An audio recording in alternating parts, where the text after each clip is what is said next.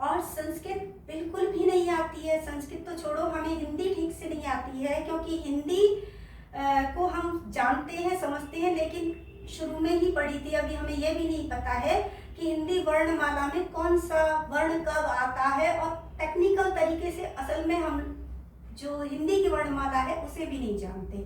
तो संस्कृत की शुरुआत हम करेंगे, संस्कृत सीखेंगे हिंदी के माध्यम से। तो हिंदी भाषा का पहले आना आवश्यक है। हिंदी से शुरू करेंगे तो हिंदी का जो आपका विषय है, सिलेबस है, वो भी पूरा होगा। उसके साथ ही संस्कृत हम सीखते जाएंगे। तो किसी भी भाषा को सीखने के लिए सबसे पहले क्या जरूरी है? उस भाषा की वर्णमाला को सीखना। तो वर्णमाला हम ले रहे हैं सबसे पहले हिंदी की। अब देखिए, जो आप कहते हो ना, कुछ लोगों से कहो कि हिंदी आती है, आती है, चलिए वर्णमाला सुनाइए, तो उनको ये भी नहीं पता रहता है कि कितने वर्ण हैं, कितने स्वर हैं, कितने व्यंजन हैं, कौन सा व्यंजन कब आता है, पहले क ख ग शुरू होता है, या पहले प फ ब शुरू होता है, या त थ द शुरू होता है। इसके अलावा और कौन कौन से नए व्यंजन हैं जो कि उसमें आके जुड़ चुके हैं, या फिर इनका सही उच्चारण क्या है, वही सब अब हम हिंदी को सीखते सीखते मैं आपको संस्कृत कब सिखा जाऊंगी, ये आपको पता भी नहीं चलेगा, और आपको बहुत ही मजा आने वाला है। इसलिए आप पहले इस चैनल को सब्सक्राइब कर लीजिए, ताकि देखिए, अक्सर मैंने देखा है कि लोग वीडियो डालते हैं तो हमें रहती है जल्दी, सीधे हम एग्जाम्पल सीखते हैं, हम कभी नहीं, ये हमारी तैयारी का कोई तरीका है ही नहीं। हमें फॉर्मूला सीखना चाहिए, हमें टेक्निक्स आनी चाहिए। उससे क्या है कि हमारे सामने फिर कोई भी उदाहरण आ जाए, किसी भी तरह का एग्जाम्पल आ जाए, अगर हमें फॉर्मूला आता है, सूत्र आता है, टेक्नोलॉजी आती है, तो हम उसे कभी नहीं छोड़ सकते, हम उसे कर ही देंगे। वो हमारे लिए आसान होगा, फिर चाहे कैसा भी उदाहरण क्यों ना आ जाए। तो लेते हैं सबसे पहले हम हिंदी वर्णमाला को, और हिंदी वर्णमाला के माध्यम से ही हम सीखेंगे उच्चारण स्थान। तो हिंदी वर्णमाला में सबसे पहले हम ले रहे हैं स्वरों को। ये स्वर हैं, अ आ इ ई उ ऊ री, और री जो है वो हिंदी वर्णमाला का स्वर नहीं है, ये संस्कृत का स्वर है। ये स्वर है जो कि संस्कृत में आते हैं, और इसका री का जो अधिकांश प्रयोग होता है संस्कृत में भी जो होता है वो वैदिक संस्कृत में होता है। तो इसीलिए मैंने इसको इस तरह से ब्रैकेट में किया है। तो अ आ इ ई उ ऊ री ए आई ओ औ अ, ये कुल मिलाकर 13 स्वर हैं। हिंदी में +1 करेंगे तो संस्कृत में हो जाते हैं 14। तो ये हिंदी में जो स्वर माने गए हैं वो उनकी संख्या 13 है, और संस्कृत में जो माने गए हैं उनकी संख्या 14 है। तो अब इसके अतिरिक्त आप देखेंगे कि संस्कृत में जो स्वर होते हैं वो ह्रस्व और दीर्घ होते हैं, लेकिन वर्णमाला में केवल एक ही आता है, अ ही आएगा, आ नहीं आएगा, क्योंकि संस्कृत का सूत्र है कि आ जो बना है वो 2 आ या 2 से अधिक अ से मिलके, यानी एक से अधिक समान स्वर जब मिलते हैं तो वो दीर्घ हो जाता है, उसे अलग से लिखने की आवश्यकता नहीं है, जबकि हिंदी में इस तरह का है। तो इस हिसाब से अब हम संस्कृत के स्वरों की संख्या कितनी करेंगे? हम हटा देंगे, 14 नहीं करेंगे। आ को हटाओ, ई को हटाओ, ऊ को हटाओ, और ये ए आई ओ औ हैं, इनको हम रखेंगे, और इनको हम संस्कृत में इनका नहीं है कोई प्रयोग। ये केवल इसका जो आता है ये माना जाता है अनुस्वार। अनुस्वार इसके अंदर है, लेकिन इसको स्वर नहीं मानते, इसको अनुस्वार में लेते हैं, यानी ये व्यंजन की तरह होगा।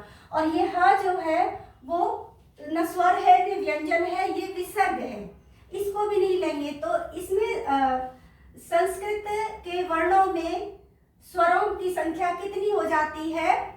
अ ई उ री और लृ, यानी अ ई उ री और लृ।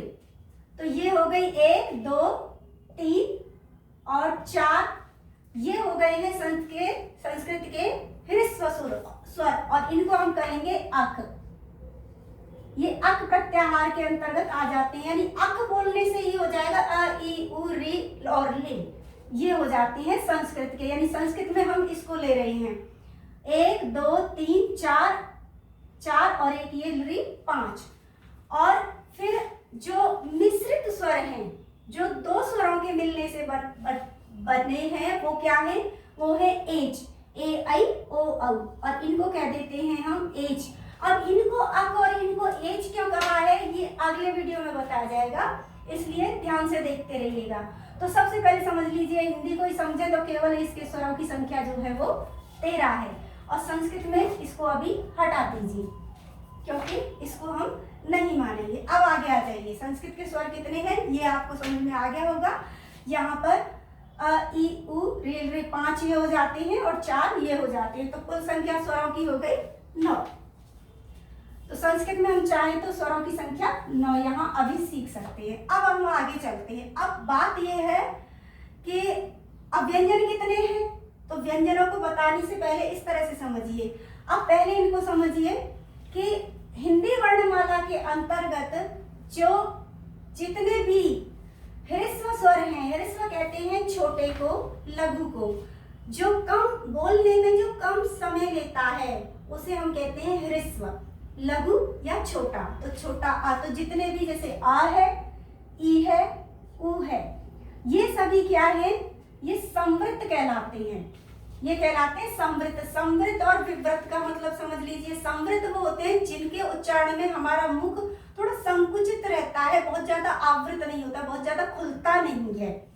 जिनके उच्चारण में हमारा मुख बहुत ज्यादा नहीं खुलता है, उन स्वरों को या उन व्यंजनों को हम कहते हैं संवृत। और जिनके उच्चारण में हमारा मुख पूरी तरह से खुल जाता है, फैल जाता है, उसे कहते हैं विवृत। तो जितने भी ह्रस्व स्वर हैं वो कहलाते हैं संवृत स्वर, और जितने भी दीर्घ स्वर हैं हिंदी में वो कहलाते हैं विवृत। तो ये विवृत स्वर हो जाते हैं। आ, ई, उ, ये विवृत कहलाते हैं। अभी इसमें भी आएगा थोड़ा सा परिवर्तन, आगे चल के देखिएगा। तो इनकी कुल संख्या है 13, और इसमें जो ह्रस्व है जैसे अ और ई, उ, ये संवृत कहलाते हैं क्योंकि मुख इनमें कम खुलता है। और आ, ई, उ, ये जिनमें हमारा मुंह बहुत ज्यादा खुल जाता है वो विवृत कहलाते हैं। संस्कृत में इनको अक कहा है, जो अगले वीडियो में बताएंगे क्यों कहा है, और ए आई ओ औ को एच कहा है, क्यों कहा है, अगले वीडियो की प्रतीक्षा कीजिए। अब आ जाते हैं हम व्यंजनों पे। अब व्यंजन तो हमें आते हैं, सारे आते हैं। जब हम कुछ भी लिखते हैं हम फटाफट लिख देते हैं क्योंकि हमें सारे व्यंजन और स्वर आते हैं। समस्या कब आती है कि हमें ये नहीं पता कि पहले कौन सा आता है। जब क्रम से लिखने होते हैं तब नहीं आते। अब आप जिंदगी में कभी भी ये क्रम नहीं भूलोगे। क्रम क्या होगा कि उसके लिए पहले हमें हम उच्चारण कहाँ से करते हैं स्वरों का, व्यंजनों का? मुख से करते हैं। मुख से करने के लिए, व्यंजन बोलने के लिए सबसे पहले हमें क्या चाहिए होता है? स्वर। स्वर हमने बता दिया, यानी आवाज, सुर। और वो कहाँ से आते हैं? वो आते हैं कंठ से। तो जो भी व्यंजन, जो भी वर्ग हम बोलेंगे, ये देखिए प्रत्येक में 5 वर्ग है, 5 वर्ण है, और टोटल वर्ग ये कितने हैं? 1 2 3 4 और 5। ये 5 अक्षरों के 5 वर्ग हैं। क वर्ग पहले के नाम से ही जानेंगे ना, क वर्ग, ये हो गया च वर्ग, ये हो गया ट वर्ग, ये त वर्ग और ये प वर्ग। तो प्रत्येक 5 वर्गों में, प्रत्येक वर्ग में जो है वो 5 अक्षर हैं, और प्रत्येक वर्ग का जो अंतिम अक्षर है, अंतिम वर्ण है, वो नाक से बोला जाने वाला है।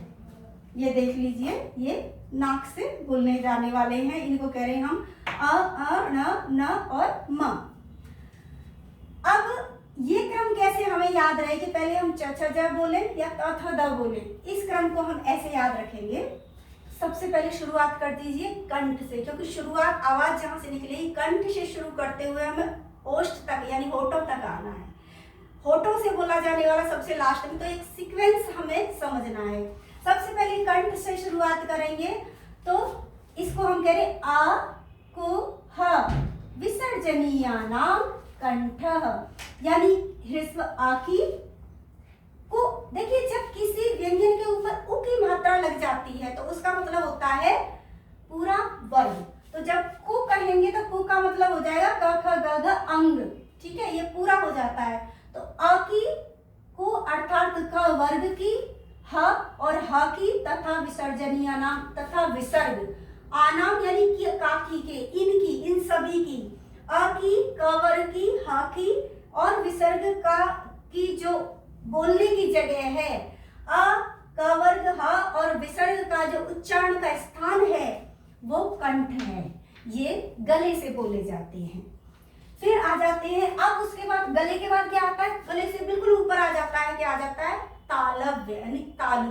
तालव्य, तालु को समझ लीजिए, सुना तो बहुत होगा लेकिन बहुत लोगों को ये नहीं पता है कि तालु क्या है। मैंने बहुत पहले वीडियो डाला था उच्चारण स्थान का संस्कृत का, तो वहां पर आया कि आप गलत पढ़ा रही हो, तालु पढ़ा रही हो, तालु का अर्थ बता रही हो तलवा, और जबकि तलवा जो होता है वो मुख में नहीं होता, वो तो पैरों का होता है। और फिर उदाहरण भी बताया, तलवे चाटना, ये करना वो करना, तो इस तरह से बताया। लेकिन असल में क्या होता है कि थोड़ा सा, यही तो बात है, हमें व्याकरणिक जानकारी क्यों होनी चाहिए, यहीं पर बस हम थोड़ी सी गलतियां कर जाते हैं। तालव्य जो होता है वो होता है, हमने जिस तरह से अगर स्पष्ट रूप में कहें तो दवाई देते थे पहले, बहुत कड़वी दवाइयां होती थी और बच्चे से कहते थे तलवे पे रख ले, तलवे पे, यानी कि बिल्कुल गले के जस्ट पास रख ले, कंठ के बिल्कुल पास रख ले, जिससे मुंह कड़वा ना हो और सीधे उसको पानी से निगल जाओ। और वो संस्कृत से ही, क्योंकि हिंदी आई है तो संस्कृत में कहा गया है तालव्य, उस स्थान को तालव्य कहा गया है, जो कंठ से और मूर्धा से, मूर्धा जहां हमारे ऊपर के टंग को स्पर्श करके देखोगे जिह्वा को, तो कुछ ब्रेकर जैसा, लाइनिंग जैसा यानी प्लेट जैसा नजर आएगा। तो उससे जस्ट पहले, बिल्कुल पहले, ठीक पहले और कंठ के यानी गले के बिल्कुल बाद, उन दोनों के बीच का जो स्थान है वो है तालव्य, और उसी को हम कहते हैं तलवा, बोल के देखोगे तो। और जो ये कहते हैं ना कि तलवे चाटना, यानी पैरों वाले को भी तो कहते हैं, तो वो शब्द जो आया है पैरों के लिए, जो आया है वो आया है हिंदी से, हिंदी से ही दोनों आए, तो उसका अर्थ होता है तले, तला। वो किससे आया, तला, जैसे पैरों तले, तले यानी नीचे, नीचे का स्थान, और नीचे के स्थान को कहा गया तलवा। दोनों ही सही है, लेकिन मैं उसको जो तालु को जो देशी भाषा में मैंने बताया कि तलवा भी कह सकते हैं, तो वो भी सही है, क्योंकि तालव्य का ही बिगड़ा हुआ जो रूप है, कि होता है ना कि जो थोड़े उच्चारण की जिनमें अशुद्धता होती है, तो वहां से हिंदी में वो तालव्य को तलवा विपर्य होता हुआ यानी बिगड़ता हुआ वो तलवा बन गया, इस तरह से आया। और तला शब्द से या तले से जो नीचे का पैरों वाला तलवा है वो बना है। अब आ जाते हैं दूसरे पर, तो उसके जस्ट बाद क्या आया, गले से बिल्कुल ऊपर क्या है, वो है तालव्य यानी तलवा। और तो अब वहां के करेंगे, गले से शुरू करेंगे, फिर हम आ गए तालव्य पे, और तालव्य का स्थान क्या है, अब ये है इचु यशा नाम तालव्य, ई छोटी ई, ह्रस्व ई का उच्चारण स्थान चु यानी च छ ज ज अंग, और ये वाला श तथा य, ई चु च छ ज ज अंग, य और ये वाला श, इनका जो उच्चारण स्थान है वो है तालव्य। आगे चलते हैं, अब कंठ का हो गया, कंठ में क्या है, अ, क वर्ग और ह तथा विसर्ग, और तालव्य में क्या हो गए, ई, च वर्ग, य और श, जो शलगम वाले श में आता है। फिर उससे ऊपर अब चलो, उससे ऊपर के स्थान को क्या बोलते हैं, मुख के स्थान पढ़िए, मुख के अंदर से ही बोली जाती है जो भाषा या शब्द वाणी बोली जाती है, मुख से बोली जाती है, मुख के स्थानों को समझिए। कंठ समझ लिया, उससे ऊपर तालव्य आ गया, तालव्य को समझ लिया, उससे और आगे बढ़िए, जिह्वा किन किन मुख में किस वर्ण को, किस वर्ण को बोलते समय मुख के किस स्थान को स्पर्श कर रही है। क वर्ग को बोलते समय जिह्वा कंठ को स्पर्श कर रही है, बस वही टच हो रही है, क ख ग घ अंग, देखिए, और जिह्वा का बिल्कुल भीतरी भाग उसको स्पर्श कर रहा है, और ह को इस तरह से उसका उच्चारण स्थान विसर्ग है। और च वर्ग को, ई को, य को और श को बोलते समय जिह्वा का थोड़ा जो नजदीकी है, पास है, सबसे ज्यादा जिसके पास है वो क्या है, वो तालव्य है। च, छ, ज, झ, पूरी देखिए, जब जिह्वा ऐसे घूम के रगड़ खा के जिसे टच करती है उसे हम कहते हैं मूर्धा, लेकिन सीधी है और मूर्धा से थोड़ा पहले वो स्पर्श करिए, शुद्ध उच्चारण बता रही हूँ, तो वो हो जाता है तालव्य। तो उसमें करेंगे ई, च, छ, ज, झ, अ, य और श, ये हो जाते हैं मूर्धा के स्थान। अब श जो 3 श है, श हमारे पास, उनको उच्चारण करने में समस्या नहीं आनी चाहिए, क्यों अब आप स्पष्ट सही कर पाओगे। क्यों कर पाओगे? क्योंकि अब आपको पता है कि कौन सा वर्ण कहाँ से बोलना है। तो ये तालव्य हो गया। उसके बाद अब उससे आगे बढ़िए, तालव्य से बिल्कुल आगे आ रहे हैं, ऐसे चल रहे हैं, ये गले से चला, तालव्य पे आए, अब आगे मूर्धा, जहां जीभ को लगा के देखोगे ऊपरी भाग पे तो रगड़ आएगी और वो एक जैसे ब्रेकर जैसी प्लेटें जैसा आएगा, तो उसमें हो जाता है, उसे हम बोलते हैं मूर्धा। और मूर्धा से कौन कौन से वर्ण बोले जाते हैं? री, टू, टू यानी ट, ठ, ड, ड, ण, और ये र, षटकोण वाला श। तो ट वर्ग का, री का, र का और षटकोण वाले श का जो उच्चारण स्थान है वो है मूर्धा।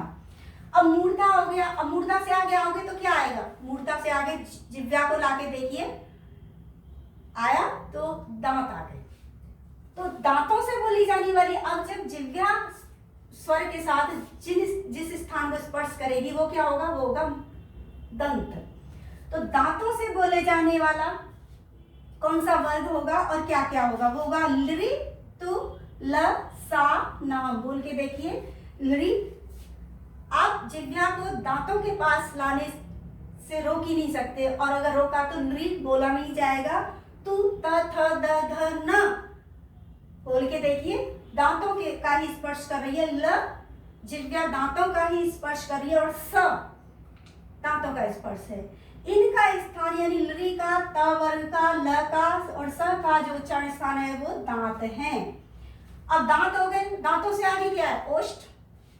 तो कंठ से शुरू करके ओष्ठ तक आना है, ये क्रम होगा तो आपकी वर्णमाला बिल्कुल सही लिखी जाएगी। उ, पु, पु यानी प, फ, ब, भ, म।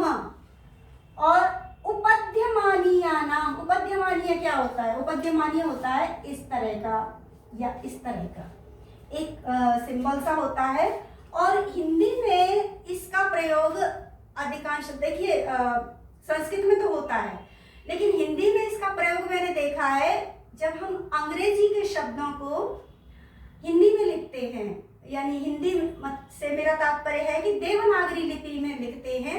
जैसे आपने पॉल लिखा, कॉलेज लिखा, तो इसके ऊपर ये जो लग रहे हैं इसे हम कहते हैं उपध्यमानीय। ये उपध्यमानीय कहलाते हैं। और उपध्यमानीय से तात्पर्य है उ, प वर्ग और इन उपध्यमानीय, इसका जो उच्चारण होगा वो ओष्ठों से होता है। जैसे कॉलेज, ओष्ठ ने मूवमेंट की, प, फ, ब, भ, म, ओष्ठ ने की जो हुई प्रतिक्रिया हुई वो ओष्ठ की हुई, उ ओष्ठ ही बने आपकी। तो इनका जो उच्चारण स्थान है वो ओष्ठ है। अब आ जाते हैं, अब ये अगला क्रम क्या होगा? इनको 5 वर्णों वाले 5 वर्गों को हम कहते हैं स्पर्श व्यंजन। ये वो व्यंजन है जहां पर हमारी जिह्वा मुख के किसी न किसी स्थान को स्पर्श करती है, और साथ ही अब जब मैंने कहा अ की, क वर्ग की, ह की और विसर्ग की जो उच्चारण स्थान होता है वो कंठ होता है, प्लस का निशान लगा दिया मैंने, और अंग का ये कंठ है। अब मैं प्लस का निशान क्यों लगाती जा रही हूँ इसे समझिएगा। ई, च वर्ग, य, श, इनका उच्चारण स्थान जो होता है वो तालव्य होता है। री, टू, रसाणम, री का, ट वर्ग, ट, ठ, ड, ण, और र और श का जो उच्चारण स्थान होता है वो मूर्धा होता है। लृत, लसानम, इनका ल का, लृ का और लृ का, त का, ल का, इनका जो त से तात्पर्य है त, थ, द, ध, न, इनका जो उच्चारण स्थान होता है वो होता है दांत। अब और उप यानी उ, प वर्ग और उपध्यमानी का उच्चारण स्थान ओष्ठ होता है। ये मैंने यहां तक कर दिया। अब प्लस का निशान मैंने क्यों लगाया है, वो लगाया है मैंने इसके लिए, अंग के लिए, अंगम के लिए, ऐसे कह सकते हैं हम इसे, अंग बोलते हैं ना कहीं कहीं, तो ये इस तरह से असल में ये क्या है, अगर आप ग के साथ लगा रहे तो अंग है, तो केवल अंग उच्चारण, लेकिन अक्सर ग लगाया तो अंग हो गया, क लगाया तो अंक हो गया, ता लगाया तो ता में तो खैर ये लगेगा नहीं, पर क में लग जाएगा, दिनांक में लगता है, इस तरह से।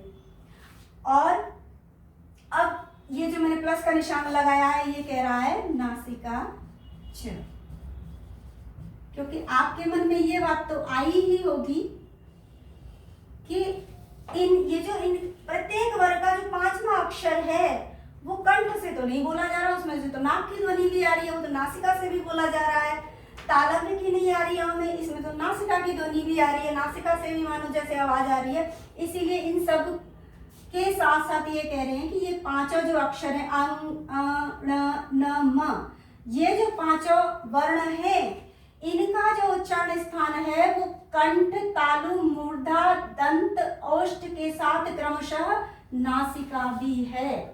जब आप कंठ से बोलेंगे और साथ में नासिका भी होगी, इसको आप अंग को आप तालव्य से बोलेंगे लेकिन साथ में नासिका का भी प्रयोग होगा, मूर्धा से बोलेंगे ण को लेकिन साथ में नासिका भी आपकी सक्रिय हो जाएगी। इसी तरह से न को जब आप दांतों से बोलोगे ही, लेकिन साथ उसका नासिका भी देगी, इसीलिए च का मतलब होता है और नासिका, तो ये इनके लिए है। अब हम चलते हैं आगे, ये आ गया य र लव, इसके बाद अब इसका यही क्रम क्यों है, हमें क्या पता, वर लव भी तो हो सकता है, वर ल य भी तो हो सकता है, ये कैसे याद रहे कि इनका जो क्रम है वो य र लव है। तो सबसे पहले तो ये समझ लीजिए कि ये अंतस्थ व्यंजन कहलाते हैं। अंतस्थ का मतलब है अंत में ही रह जाते हैं, बीच में ही रह जाते हैं, ये पूरी तरह से किसी स्थान को स्पर्श नहीं करते, अधर में रह जाते हैं, इसीलिए ये अंतस्थ व्यंजन कहलाते हैं। और साथ ही ये कहलाते हैं ईशत स्पर्श, यानी कि अंतस्थ कहना और ईशत स्पर्श कहना एक ही बात है। ईशत यानी कि अपने स्थानों को थोड़ा थोड़ा ये स्पर्श करते हैं, कुछ कुछ, ईशत का मतलब है कुछ कुछ, थोड़ा थोड़ा स्पर्श करते हैं। और अंतस्थ इसलिए है कि ये अंत यानी बीच में रह जाते हैं, किसके, दो के बीच में रह जाते हैं, ना तो ये पूरी तरह से कंठ को स्पर्श कर रहे हैं, ना पूरी तरह से तालव्य को स्पर्श कर रहे हैं, दोनों के अंत यानी बीच में रह जाते हैं, और दोनों के ये ईशत स्पर्श कर रहे हैं, यानी थोड़ा थोड़ा स्पर्श कर रहे हैं। तो और क्रम क्या रखेंगे हम इसका, वही कंठ से शुरू करो और बाहर आ जाओ, निकल आओ। सबसे पहले कंठ से हमने क्या है, अपोह विसर्जनीय नाम, तो ये क्या है, कंठ है, तो इस कंठ से तो आवाज हम निकालेंगे। और दूसरे हम कह रहे हैं इच यशा नाम, यानी कि ई का, चवर का और य का, तो ये य आएगा सबसे पहले, क्योंकि कंठ से आवाज निकाली, कंठ की बिल्कुल बाद क्या आया, य आया, तो सबसे पहले जो आएगा वो य आएगा। अब कंठ का जो, और उसके बाद उससे ऊपर आप पहले समझो इसको, उसके बाद क्या आ रहा है, र यानी मूर्धा, कंठ से आवाज आई, उसके बाद स्पर्श जो किया थोड़ा थोड़ा, कंठ के पास है, थोड़ा थोड़ा वो या जो है वो तालव्य के पास है, इसीलिए दोनों के बीच में है, और पूरी तरह दोनों को स्पर्श नहीं कर रहा, ईशत स्पर्श है, दोनों के बीच में है इसलिए अंतस्थ है। इसलिए जो य है उसका उच्चारण स्थान क्या होगा, कंठ और तालु, कंठ और तालव्य, फिर आ जाता है, फिर उससे य के बाद क्या आएगा, य के बाद आ रहा है र, तालु तक आ गए। अब तालु के बाद क्या आ रहा है, कंठ, तालव्य, मूर्धा, ये क्रम है, सबसे पहले गला, फिर तालु, फिर मूर्धा, फिर दांत, फिर ओष्ठ, तो यहाँ पर फिर आ जाता है तालव्य। तो तालव्य से बोले, रा को बोल के देखिए किससे बोला जा रहा है, तालव्य से, लेकिन रा जो हम बोल रहे हैं पूरी तरह से ना तो हमारी टंग इस तरह से, हमारी जिह्वा जो है वो रोल हो रही है, घूम रही है, ना ही पूरी तरह से उसको स्पर्श कर रही है, मूर्धा को टच नहीं कर रही पूरी तरह से, और ना ही वो तालव्य के पास है, दोनों के बीच में है, अंत में है, और दोनों को ही थोड़ा थोड़ा ईशत स्पर्श कर रही है। तो जो र आए उसके बाद फिर, इसीलिए क्योंकि तालु के बाद मूर्धा होती है, तो इसलिए मूर्धा से बोला जाने वाला र आएगा उसके बाद, और र का जो उच्चारण स्थान होगा वो तालव्य और मूर्धा होगा। वो क्या होगा? तालव्य और मूर्धा। ये हो गया र का उच्चारण स्थान। कंठ और तालु हो गए य के, तालु और मूर्धा हो गया र का। अब मूर्धा और दांत, क्योंकि मूर्धा के बाद दांत आते हैं, तो मूर्धा और दांत हो गए ल के उच्चारण स्थान, क्योंकि जो ल है वो न तो पूरी तरह से मूर्धा को स्पर्श कर रहा है, ना ही पूरी तरह से दांतों को स्पर्श कर रहा है, तो और दोनों के बीच वाले स्थान पे रह जाता है और पूरी तरह स्पर्श भी नहीं करता, तो ल आएगा। इसीलिए ल आएगा, क्योंकि मूर्धा के बाद दांत आते हैं, दांतों से ल बोला जाता है, र नहीं बोला जा रहा। आप देख लीजिए, र बोलने में दांतों को स्पर्श नहीं कर रही है जिह्वा, जिह्वा कर रही है, दांतों को अगर स्पर्श कर रही है तो ल बोला जा रहा है। और उसके बाद फिर आ जाते हैं ओष्ठ, सबसे अंत में। ओष्ठ देखो पूरी तरह आपस में स्पर्श नहीं कर रहे हैं, व को बोलने में दांत को भी स्पर्श कर रहे हैं, बोल के देखिए, उच्चारण करिए, यानी ओष्ठ जो है वो दांतों को स्पर्श कर रहे हैं, और पूरी तरह से ना तो दांतों के ही रहे और ना ही वो पूरी तरह आपस में ही रहे। तो ये हो गए अंतस्थ, हो गए बीच में ही रह गए, और कुछ कुछ दांतों को स्पर्श करते हैं, कुछ कुछ आपस में भी पास आते हैं, तो इसलिए व का उच्चारण स्थान हो गया दंत और ओष्ठ। तो यर लव ये क्रम इसका रहेगा, क्योंकि हम चलेंगे कंठ से जैसे ध्वनि निकालेंगे, और हम चलेंगे य र ल व, तो हम आ गए हैं तालव्य, मूर्धा, दंत और ओष्ठ। तो भीतर से बाहर लाना है, वो क्रम हमें रखना है। किसी भी चीज को, कि चाहे स्वरों को रखो, चाहे व्यंजन को रखो, चाहे अंतस्थ व्यंजन को रखो। उसके बाद हम आ जाते हैं ऊष्म व्यंजनों पर। ऊष्म व्यंजन कौन से और इनका क्रम क्या रहना चाहिए? इनका क्रम वही रखेंगे, बिल्कुल वही रखेंगे हम, लेकिन एक छोटा सा परिवर्तन इसमें हम करेंगे। वो क्यों करेंगे, जिसका कारण मैं बताऊंगी। क्रम वही जैसे इनका रखा था ना, य र लव, तो य का उच्चारण स्थान क्या था? तालव्य, ठीक है। और तो श का उच्चारण स्थान क्या है? उसका भी तालव्य है, यहाँ पे बताई दिया है कि श का जो उच्चारण स्थान है वो तालव्य है, क्योंकि वही रहेगा। कंठ और तालु श का उच्चारण स्थान हो गया। फिर तालु और मूर्धा से मूर्धा, ये इनका केवल इतना है कि आप टच, कंठ से तो केवल आवाज निकलेगी, तो श का उच्चारण स्थान हो गया तालु, जबकि य का जो होगा वो होगा कंठ और तालु। श का उच्चारण स्थान पूरी तरह से मूर्धा होगा, जबकि र का जो उच्चारण स्थान होगा वो तालु और मूर्धा दोनों को मिला के होगा। ल का उच्चारण स्थान दंत है, जबकि स का स्थान, ल का जो उच्चारण स्थान है वो मूर्धा और दंत होगा, जबकि स का उच्चारण स्थान पूरी तरह से दांत ही होगा। तो स का उच्चारण स्थान दांत है, षटकोण वाले श का मूर्धा है, मूर्धा से बोला जाएगा श। देखिए श, श, स, ये है श, श, श। अंतर है दोनों में, क्योंकि मैं जो जिह्वा से, जो मुंह से श्वास निकलेगी, इनको हम ऊष्म तो इसलिए कह रहे हैं क्योंकि जब हम इनको बोलते हैं तो बहुत ज्यादा वायु आती है, और इसीलिए हम इसको कहते हैं महाप्राण। प्राण यानी वायु बहुत तीव्र गति से आती है और बहुत ही वो प्रेशर के साथ आती है, इसीलिए हम इसे कहते हैं महाप्राण। और वायु जो कि हमारे मुख से आती है कोई भी चीज, वो ऊष्म होती है, तो जो यानी गर्म होती है, तो गर्म वायु आती है, इसीलिए हम इसको ऊष्म व्यंजन बोलते हैं। और इनको हम ईशत विव्रत भी बोलते हैं, क्योंकि इनके उच्चारण में श श श ह के उच्चारण में मुंह ना तो बंद रहता है, ना पूरी तरह से ऐसे खुलता है, तो इसीलिए हम इसको, तो ये समृद्ध भी हो जाते हैं। और ईशत विव्रत हम इसलिए कह रहे हैं इनको क्योंकि ये अपने उच्चारण स्थानों को पूरी तरह से स्पर्श नहीं करते हैं। श जो है वो तालव्य से उच्चारित है, पर बहुत ज्यादा नहीं कर रहे हैं, थोड़ा थोड़ा स्पर्श कर रहे हैं उन जगहों को, जैसे कि श है वो मूर्धा को स्पर्श कर रहा है, पर ईशत स्पर्श यानी कुछ कुछ। और दंतव्य स है, और अंत में वाले ह तो कंठ से बोला जाता है। ह को अंत में क्यों रखा? वो इसलिए रखा क्योंकि कंठ से शुरू करके कंठ पर ही समाप्त कर दिया। वर्णमाला को हमने कंठ से शुरू किया अ से, और ह कंठ पर ही समाप्त कर दिया, इसीलिए वरना तो इस ह को ह श श ह स ये रखना चाहिए। पा से बोला जाने वाला श्वास का कुछ है नहीं, कोई वर्ण इस तरह का नहीं है। तो अब ये क्रम याद रहेगा आपको, कंठ से शुरू करके ओष्ठ पर आना है। और इसमें देखा जाए, इसीलिए इनको हम कह रहे हैं अंतस्थ। पहली बात तो ये किसी वर्ग में नहीं आते, ये यरलव किसी वर्ग में नहीं आ रहे हैं, ये 5 वर्ग हैं, ये स्वतंत्र हैं, जो कि पूरी तरह से अपने स्थानों को स्पर्श नहीं करते हैं, 2-2 स्थानों के बीच में रह जाते हैं, इसीलिए ये जो यरलव हैं। और दोनों स्थानों को ईशक स्पर्श करते हैं, थोड़ा थोड़ा छूते हैं।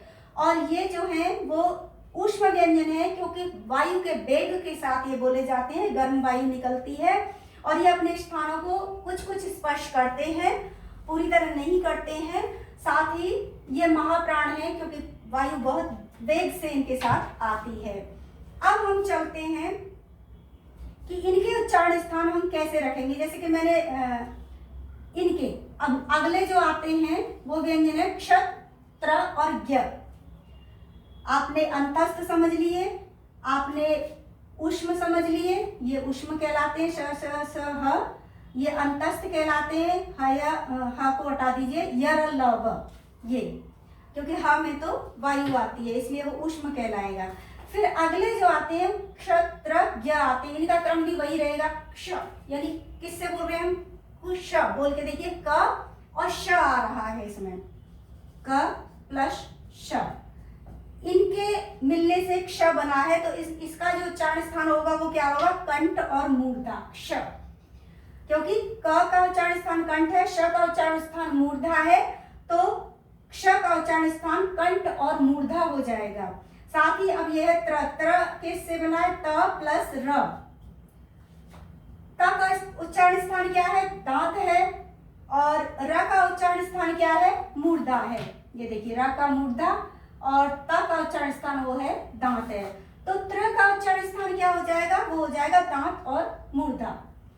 फिर हम आते हैं ज्ञ, ज्ञ पे आ जाता है ज प्लस अ के मिलने से ज्ञ बना है, और ज और अ का दोनों का एक ही उच्चारण स्थान है, एक ही वर्ग में आ जाते हैं ज और अ, और वो है तालव्य। तो ज्ञ का जो उच्चारण स्थान है वो केवल तालव्य है। अब हिंदी वर्णमाला में कुछ और वर्ण हैं जो बाद में जोड़ दिए गए हैं, या जैसे कि ये 2 हैं, ड़ और ढ, इनसे आरंभ होने वाला तो कोई वर्ण नहीं है, लेकिन इनकी आवश्यकता है। जैसे सड़क में ड़ का आना, बढ़ई में ढ का आना, तो ये इन जब हम ड और ढ के नीचे इस तरह से बिंदु लगा देते हैं तो ये एक अलग व्यंजन देते हैं, एक अलग उच्चारण देते हैं, जिसमें कि हमारी जो जिह्वा है वो लुढ़कती है। तो लुढ़क में भी जैसे कि ढ है, लुढ़क नहीं, ढ नहीं बोल सकते आप, लुढ़क बोलना होगा। तो ये वही वाला ढ है जिसमें कि बिंदु लगा के हमने उसे ढ दिया, तो इसको एक्सेप्ट कर दिया। बहुत सारे हिंदी वर्णमाला, हिंदी अनुसंधान में परिवर्तन होते रहते हैं जिनको कि स्वीकार किया जाता है। फिर आ गए, क्योंकि हमारी जो हिंदी है ना वो संस्कृत तो उसका मूल स्थान है, मूलतः वो संस्कृत से निकली है, लेकिन क्योंकि बहुत से विदेशी भाषाओं के संपर्क में आए हैं हम लोग, तो हमारी हिंदी ने उनको स्वीकार किया गया, एक्सेप्ट किया गया। अंग्रेजी के बहुत सारे शब्द कैसे कैसे लिए जाते हैं, हिंदी, फारसी जितने भी हैं, कुछ शब्द हैं, उर्दू है, लिया जाता है, और उनके लिए अलग से है। जैसे कि जे और जेड, एक्स, इनके उच्चारण में जो फर्क है, हम जहां हमें जेड का उच्चारण बोलना है वहां हम जे का उच्चारण नहीं कर सकते। इसी तरह से हमें जहां पर ज बोलना होगा हम ज नहीं बोल सकते। तो ऐसे कुछ वर्ण हैं जिनमें यहाँ पर जब बिंदु लगा दिया जाता है तो वो पूरी तरह से उस चीज का उच्चारण नहीं करते हैं, स्पष्ट रूप से उस वायु को नहीं निकालते हैं, बल्कि वायु को रोक के रखती है। जिह्वा स्पर्श करते समय उस वायु को रोक के रखती है। तो बोलेंगे ह, ख नहीं बोलेंगे, बोलेंगे ह, न पूरी तरह स्पर्श करेगी बल्कि वायु, यानी इनको महाप्राण की तरह लेंगे। साथ ही वैसे भी ये जो होते हैं वो महाप्राण है। वर्ग का जो चौथा अक्षर है ये अनुनासिक है, यानी नासिका से उच्चारित है। वर्ग का चौथा जो वर्ण है वो है महाप्राण, और दूसरा महाप्राण, और पहला और तीसरा अल्प प्राण, इनमें हम ताकत कम लगाते हैं, बजाय दूसरे और चौथे के हम ताकत कम लगाते हैं। बोलते समय वायु का दाब कम रहता है। इसी तरह से तो फसल नहीं बोलते, उसे बोलेंगे फसल। फसल के लिए इस तरह से फ लगाना होगा। गजल, गजल, गजल में गजल बोलेंगे, बिल्कुल ही अशुद्ध हो जाएगा, गजल नहीं बोलेंगे, गजल। तो ये ह और ये ज, इस तरह से यहाँ एक नुक्ता लगा दिया जाता है, जिससे कि उनका उच्चारण स्थान इस तरह का हो जाता है। अब आप ये हिंदी वर्णमाला को पूरी तरह समझ सकते हैं। उच्चारण स्थानों के क्रम से इसको याद रखिए। कंठ, चाहे स्वर शुरू कर रहे हैं तो भी आप कंठ, तालव्य, फिर यहाँ री है, और री क्या है, ये मूर्धा है, और उ ओष्ठ है, और फिर ए आई, फिर इनका भी वही है, इनके उच्चारण स्थान दो दो हो जाते हैं। जैसे कि अ और ई के मिलने से ए बनता है, इसीलिए कंठ और तालव्य हो गया, और इसका हो गया ओ। तो ओ में हमारा आ जाएगा अ और उ के मिलने से, क्योंकि ओ बनता है और फिर उसी को औ हम करते हैं, तो कंठ और ओष्ठ, कंठ और ओष्ठ, क्योंकि उ का ओष्ठ है, अ का कंठ है, तो इन दोनों से कंठोष्ठम औ हो जाएगा ये। ठीक है। अब हम वर्णमाला के जो व्यंजन है उनको बोल रहे हैं, जिनमें कि पहले दूसरे जो है वो अल्प प्राण है, कम ताकत लगती है, और पहले और तीसरे में कम ताकत लगती है तो वो अल्प प्राण है। दूसरा और चौथा महाप्राण है। पांचवा अक्षर अनुनासिक होता है, और इन सभी को क से लेके कम को, यानी कि क से लेके म तक के सभी व्यंजन कहलाते हैं स्पर्श व्यंजन।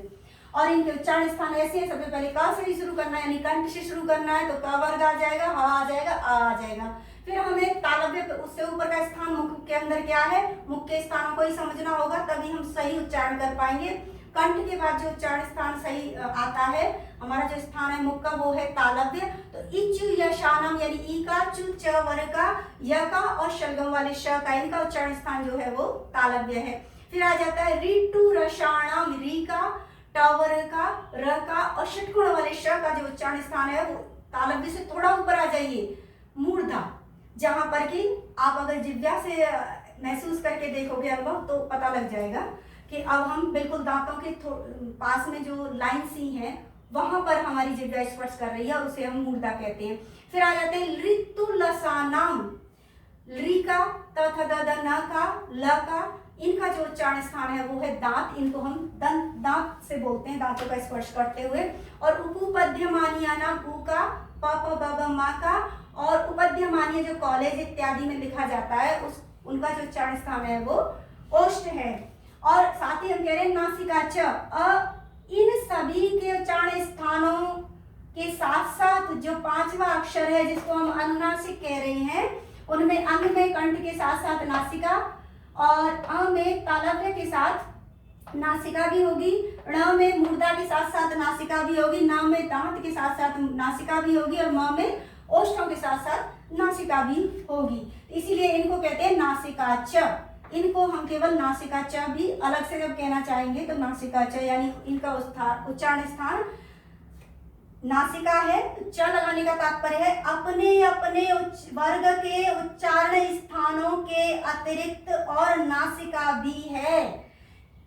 अनुनासिक वर्णों का उच्चारण स्थान अपने वर्गों के उच्चारण स्थान जैसे कि कंठ के साथ साथ नासिका भी है, तालव्य के साथ साथ अ का उच्चारण स्थान नासिका भी है। इसको ऐसे इनको क्रम से समझिए।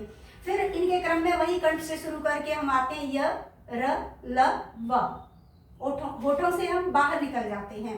तो इसीलिए जो अंतस्थ अब आएंगे, अंतस्थ व्यंजन, इनको हम ईषत स्पर्श कहते हैं। कुछ कुछ स्थानों को स्पर्श करते हैं, थोड़ा थोड़ा, पूरी तरह से नहीं करते हैं। जैसे य का उच्चारण स्थान हमने क्या बताया, तालव्य, लेकिन ये अपने जो तलवा है, जो तालव्य है, उसे पूरी तरह स्पर्श नहीं करता है, तो ईषत ईषत करता है, थोड़ा थोड़ा करता है, इसलिए इसे ईषत स्पर्श कहा। इसी तरह से र है, वो मूर्धा को पूरी तरह नहीं करता, और ल पूरी तरह दांत को नहीं करता, वो मूर्धा और दंत के बीच में रह जाता है। र तालव्य और मूर्धा के बीच में रह जाता है, दोनों को ही कुछ कुछ स्पर्श करता है।